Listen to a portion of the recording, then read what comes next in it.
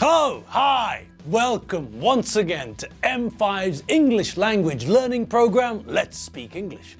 I'm Gav Duncan and I'm here on your TV to help you learn English. Now, are you sitting comfortably? Yes? Good. And are you ready for today's lesson? Yes? Good. Okay, well let's learn English together. And welcome once again to the studio. Yes, we're here and we're all ready. We've been waiting for you to come in, get your cup of coffee, settle down on the sofa and signal us that you're ready for the Tuesday edition of English. And yes, I know you all know, but I'm going to say it anyway. This is week 60 and we all know what that means, don't we? Yes, the fact that this is week 60 means that all this week we'll be looking back at some of the stuff we've learned in the past 4 weeks. So, if you're all ready, then let's dive in. Okay, so we're all here. I'm here in front of the camera, under the blindingly powerful lights. Chubba, the man with the cans, the sound engineer, is sitting on my left, listening to every word I say. Muddy, the director, is sitting in the big chair, monitoring everything I do on the special TV monitor thingy.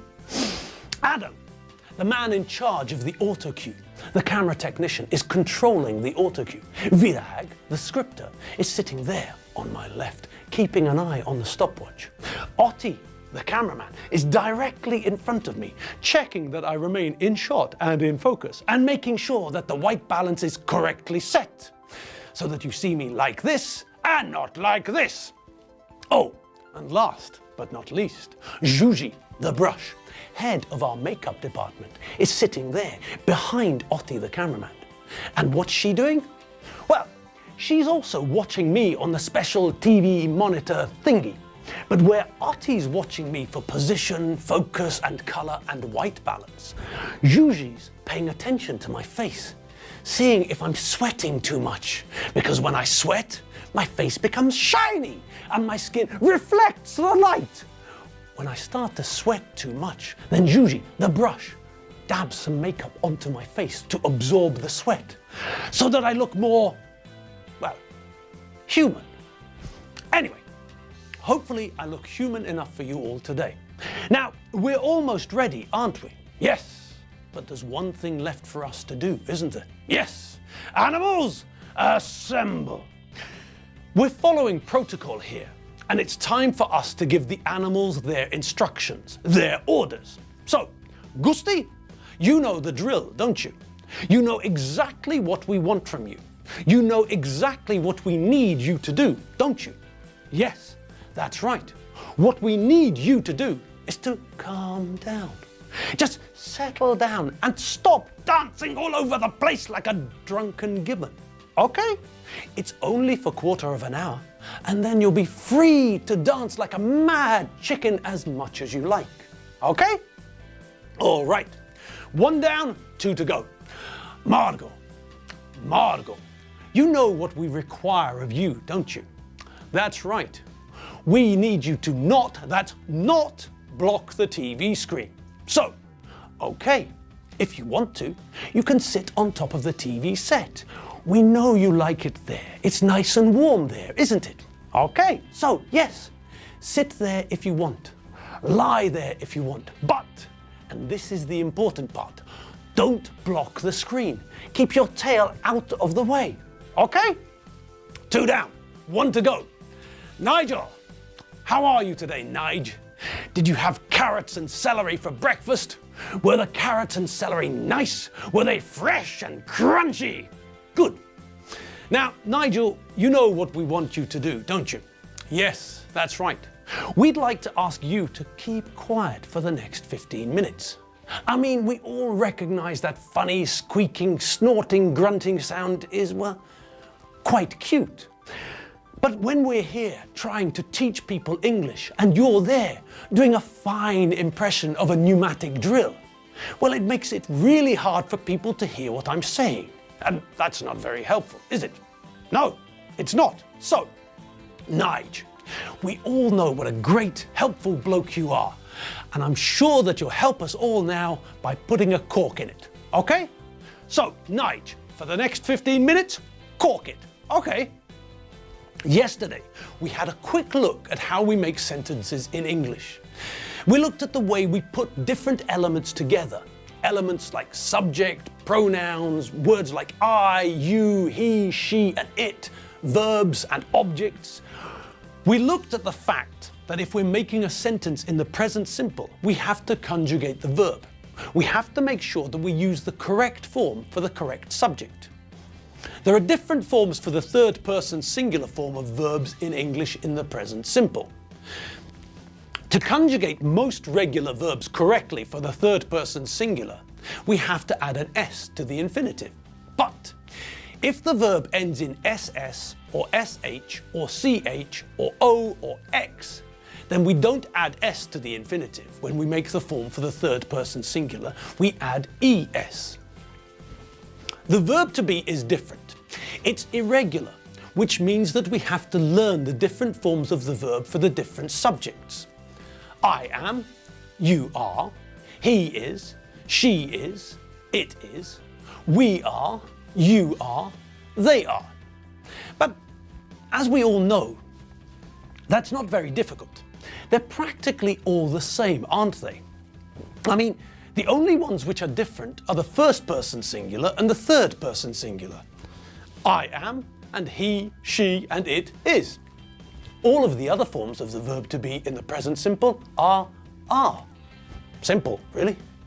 Now, as we also know and remember, with English there are a few times where we have to be careful with spelling. If we want to make a sentence using the third person singular form of a verb which ends in Y, then we also have to be a little bit careful. If the verb ends in vowel plus Y, then it's simple, isn't it? If the verb ends in A, E, I, O, or U, followed by a Y, then when we make the third person singular form of the verb, we have to add an S to the infinitive. Easy. So that means that in the present simple, we conjugate the verb to say for the third person singular as says. When we conjugate the verb to obey, we know that in the third person singular, it becomes obeys, adding an S because the verb ends in E plus Y. If the verb ends in I plus Y, then we do the same. But I've been thinking about this for a long time, and I can't think of a single verb in English which ends in IY. I don't think there is one. If anybody can think of one, then tell me. Send me an email or call M5 and tell them and ask them to get a message to me. If a verb ends in O plus Y, like the verb to employ, which means to give someone a job or to use something, then we know that the third person form will add an S to the end of the infinitive. The Hungarian oil and petrol company MOL employs 23,000 people in Hungary, for example. MOL employs 23,000 people. Master Ken employs Ameridote combat techniques when he fights. And of course, we have the verb to buy, which, as we can see, also ends in vowel plus consonant. So we know that when we're using the verb to buy in a sentence where the subject is the third person singular, then we have to add an S to the end of the infinitive. I buy milk every couple of days, but he buys 2 liters of milk every day. He really likes milk. Now, okay, we've looked again at what we have to do with a verb which ends in vowel plus Y in the present simple tense in English when we're using the third person singular.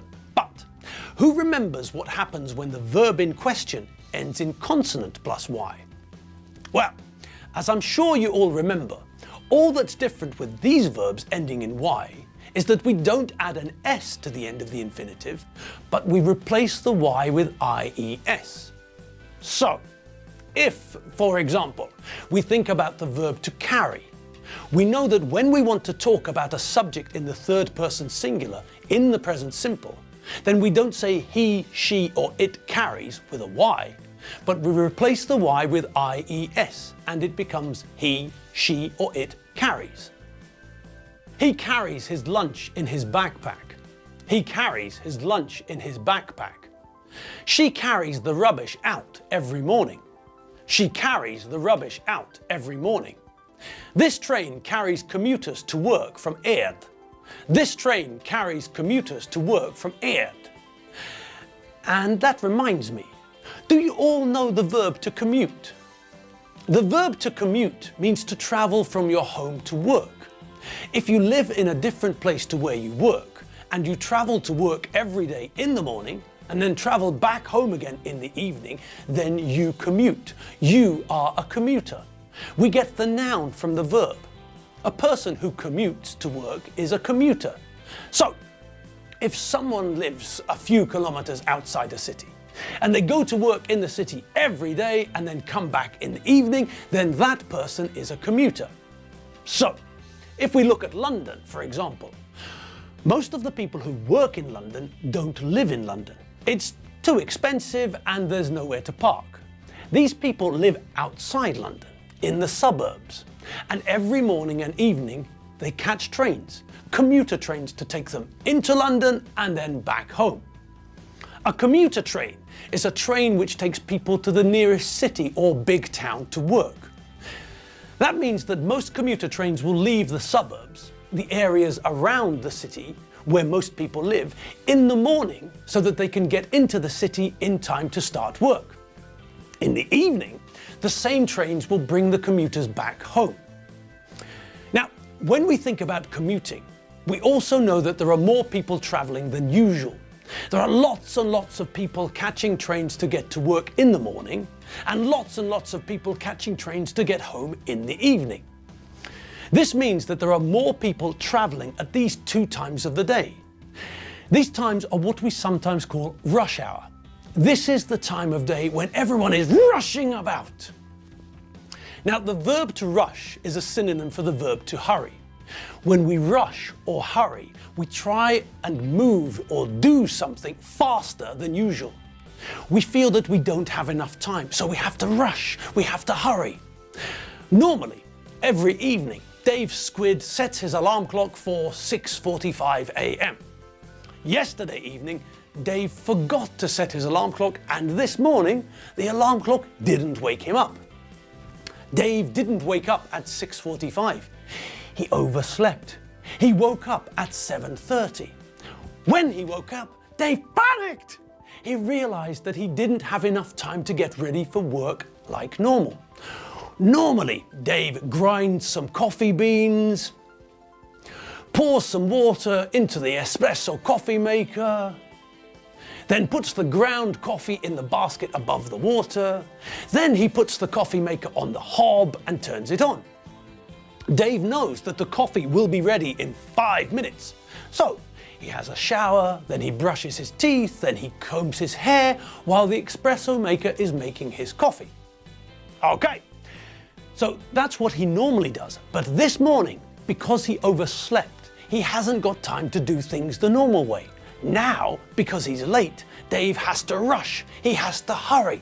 He has to do things faster than normal. This is what we do when we rush or hurry. We try to do something faster than normal. So, usually, Dave has got enough time to shower, brush his teeth while the espresso maker is making his coffee. But that's not the case today. Today, Dave woke up late, and this means that he has to rush to get ready for work. He can't be late. So, this means that he has to rush, he has to hurry. And that's it for the day. Yes, our second day of the mini revision is over, and now you're free to do whatever you want for the rest of the afternoon. Go for a walk. Watch some TV, have another coffee, have a cup of tea, make a sandwich. The possibilities are endless. As for me, well, I'm going to have a cup of coffee here in the studio, and then I'm going to go home and have another cup of coffee at home. After that, well, I haven't decided yet. I'll see what my wife wants to do, and then we'll decide together. Maybe we'll go out, maybe we'll stay in.